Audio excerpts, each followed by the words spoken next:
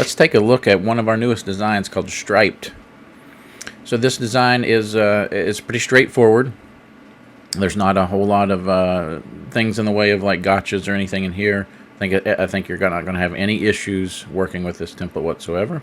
But I thought we'd do a quick overview. There are a couple little pointers I would like to put into this one just to get the best effect out of it.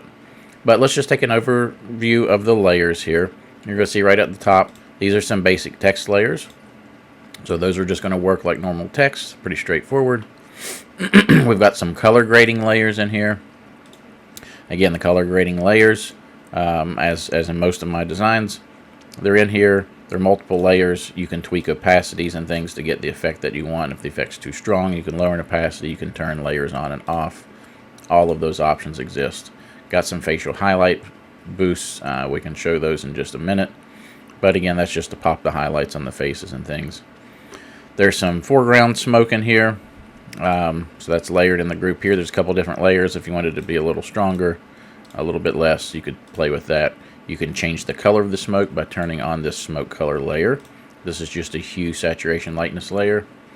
So if we pull our properties windows down, again, you can change saturation, change the color by moving the sliders. So all of that's customizable as well. Flares we'll talk about in just a minute.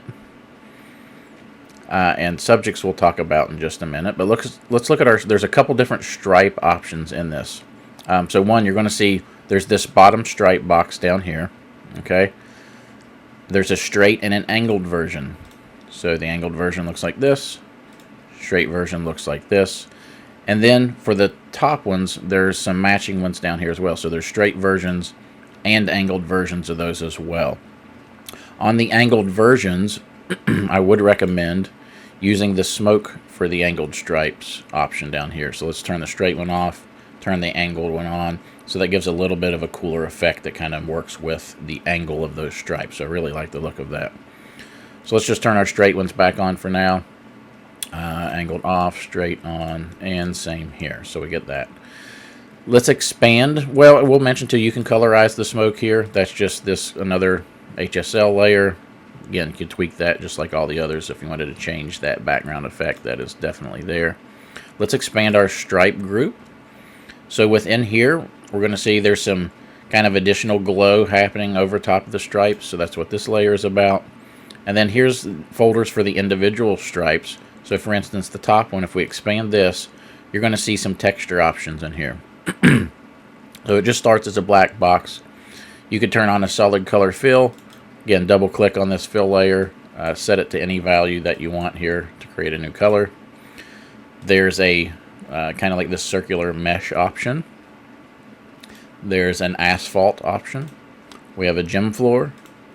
There's a dirt option, grass, matte texture like a wrestling mat. There's some ice, some glitter, and some water. So this is going to be a great multi-sport template. You could use it for a host of different things. You can even change color of everything up here. So for instance, you might want to change the watercolor. That's kind of a cool effect, even if it's not meant to look like water. But you can make different glitter effects here.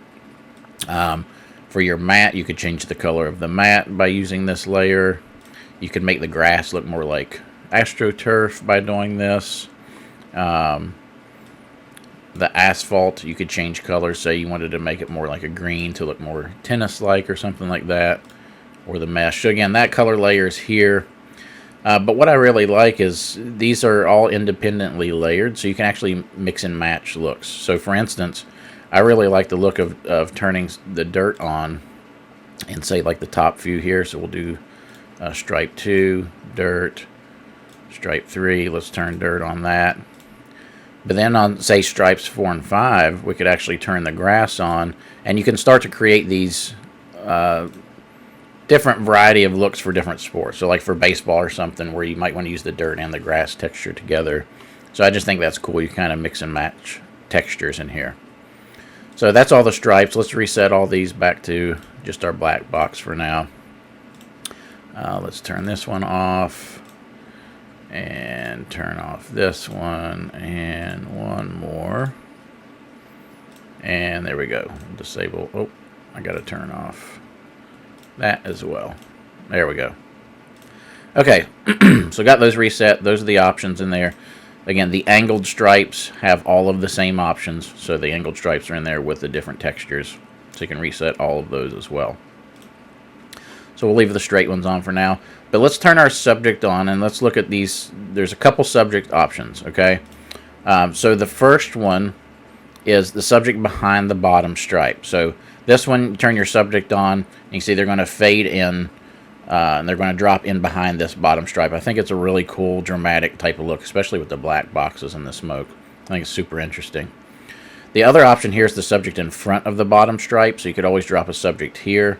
This would be for any instance where you wanted your subject to extend out of the frame and in front of this one. Just simply drop them there, and they're going to fade right into this smoky layer. Also, a very cool look, which I really like. So you can kind of, you know, pick what you like the idea of there. I like them both. I think they both look super cool. So we can leave our subject in front of for now. That'll work. Couple pointers I wanted to point out on this one. So number one, we've talked about this a lot in a lot of the walkthrough videos with templates that have a background light to them. So typically we're going to light our subjects, you know, with some rim lighting, some edge lighting, but I like to boost that. I just think it helps the overall composite effect. So if you haven't seen that in another template, well, here we go. We're going to talk about it in this one again. What we're going to do is take our subject layer. We're going to double click on the layer to open up the layer style panel. And from the layer style panel, what I want to do is turn on inner glow. So we're going to check this box, and then we're going to make sure that it's highlighted here. And so from the inner glow dialog here, I want to change the blend mode from screen to color dodge.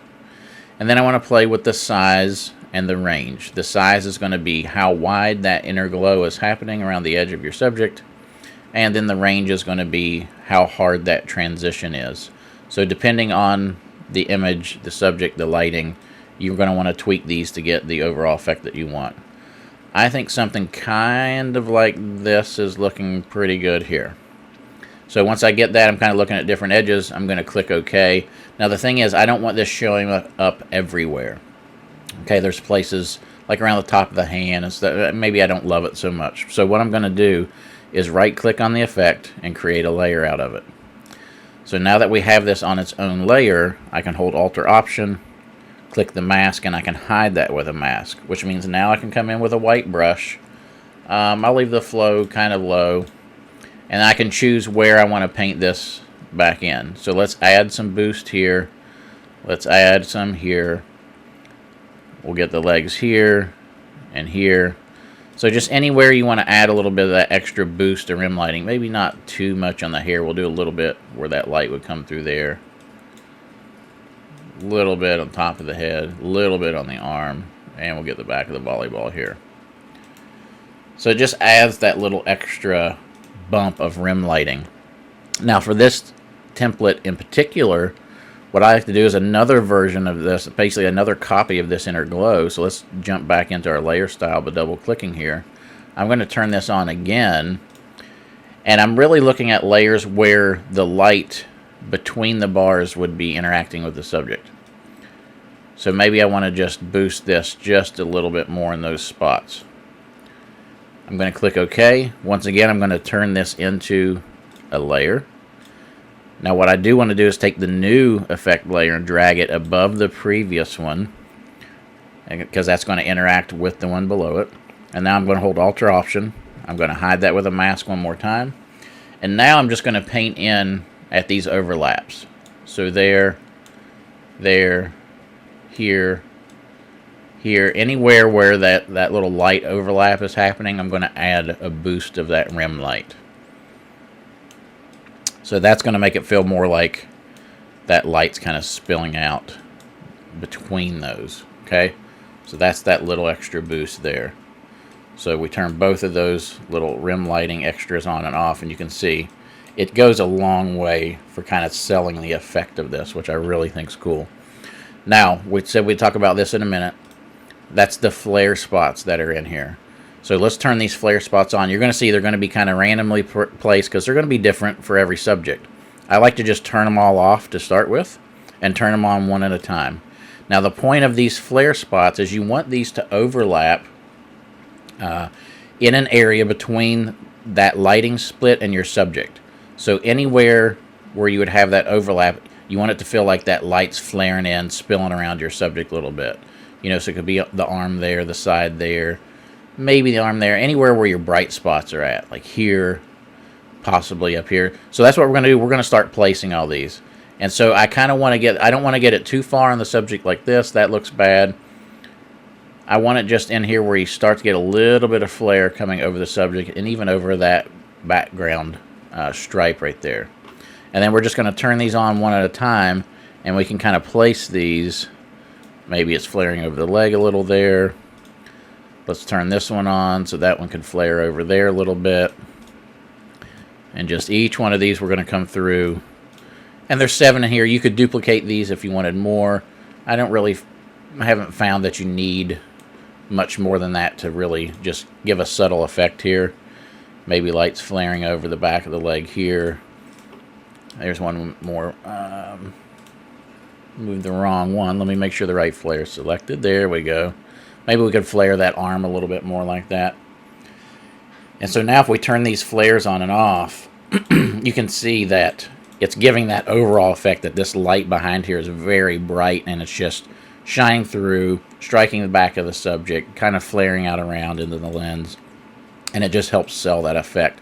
So again, the easiest way to do that, turn them all off, turn them on one at a time, kind of position them really quick, and you can get that really cool extra boosty type flare there. You could colorize these, so if you're going to colorize the background smoke, you could colorize these as well if you wanted to match those up a little bit. I'm just going to leave these pure white because I like the look of that. And then we talked about the facial highlight boost. There's one for preset for lighter skin tones, one for darker skin tones. So again, she's got lighter skin tones. I'm just going to go onto our layer mask here with a white brush, and I could come through and I could just bump these highlights a little bit. So I'm just painting over her face right here. And you're going to see the way that this is preset. As we turn that on and off, it's just boosting those facial highlights just to match the environment a little bit more. And if she had darker skin, of course, we'd paint on this one that's set for the darker skin tone here. So that's what that's all about. And then you can see that's pretty much all that I think you need to know to really run with this design. Again, not a lot of super crazy stuff. You could turn text on if you wanted to have text on. I think it looks really cool for senior portraits with no text even. But I hope you guys have a blast with this one. Again, hope it makes you some money. Hope you make some really cool images, and I cannot wait to see what you guys create with this.